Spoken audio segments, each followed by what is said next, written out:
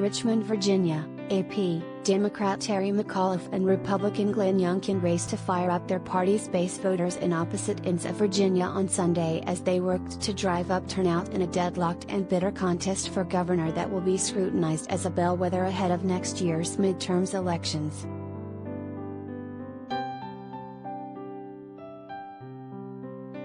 McAuliffe, who served as governor from 2014 to 2018, and Democrats are scrambling to stave off disaster after public polling has shifted in Youngkin's direction in recent weeks. Republicans are optimistic about their chances in the Commonwealth, where they haven't won a statewide race since 2009.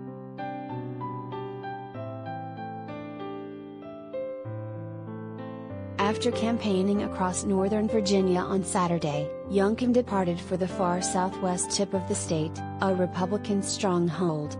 Stops along his bus tour included a prayer breakfast, a worship service, a barbecue at the home of a powerful state lawmaker, a meet and greet in the state's farthest flung corner and an evening get-out-the-vote rally.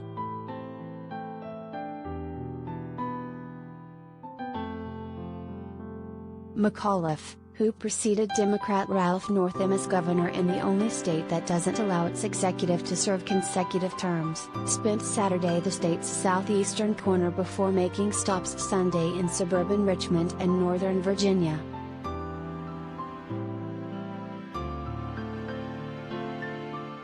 In the backyard of a home in a well-to-do pocket of Henrico County, McAuliffe told an energetic crowd of supporters that the stakes are huge as he touted his record from his first term.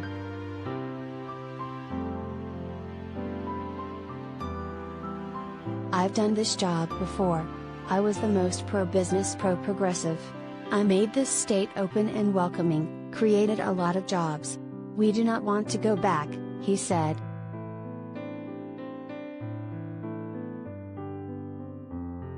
Speaking at a rally in Abingdon, Youngkin predicted Republicans would sweep all three statewide races and take back control of the House of Delegates, where all 100 seats are on the ballot.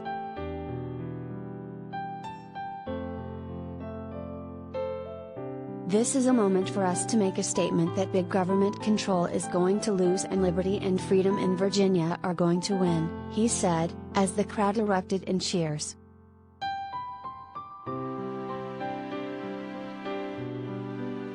McAuliffe has brought in a series of high-profile surrogates including President Joe Biden, former President Barack Obama and celebrity musicians Pharrell Williams and Dave Matthews in the final stretch. Youngkin, meanwhile, has eschewed virtually all public campaign visits from well-known party allies who would typically flock to a hot race.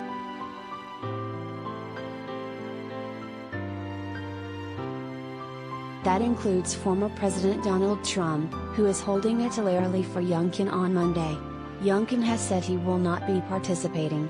Youngkin more fully embraced Trump during the Republican nominating contest, but since becoming the nominee, he has walked a fine line as he tries to court moderate voters in a state that Trump lost by 10 percentage points to Biden in 2020.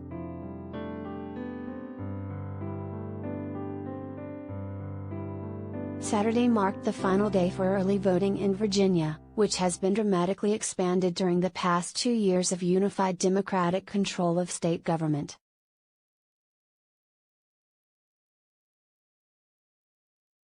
Legislation passed in 2020 eliminated the need to provide one of a certain number of limited excuses in order to vote absentee.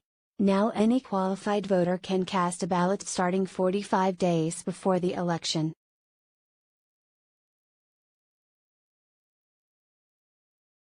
Over 1.1 million out of the state's approximately 5.9 million registered voters cast a ballot early this year, according to state data published by the nonpartisan Virginia Public Access Project.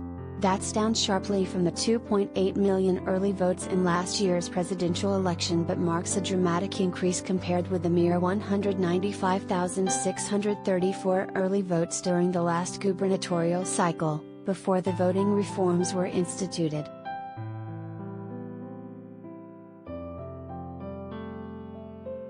McAuliffe spokeswoman Christina Freundlich said the campaign expects many Democrats to revert to their pre-pandemic voting habits this year, favoring in-person voting on Election Day.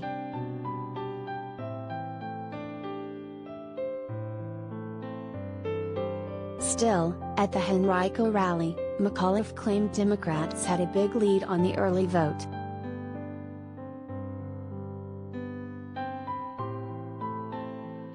Voters don't register by party in Virginia, so the partisan split of the early vote wasn't immediately clear. But McAuliffe's campaign pointed to what they considered strong numbers in blue-leaning localities in Northern Virginia as a sign momentum was on their side.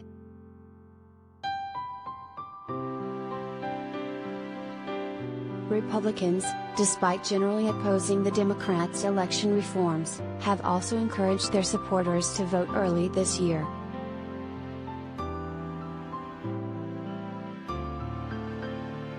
In Southwest Virginia, where Youngkin spent Sunday, the rate of early voting was well below the state as a whole, according to a PAP analysis.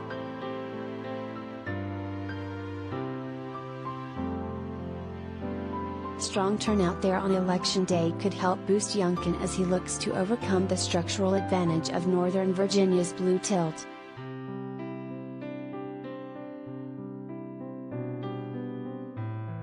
The hectic pace of campaigning was set to continue Monday.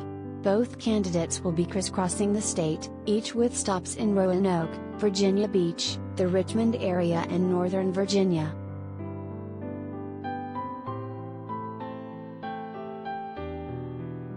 Polls will be open Tuesday from 6 a.m. to 7 p.m.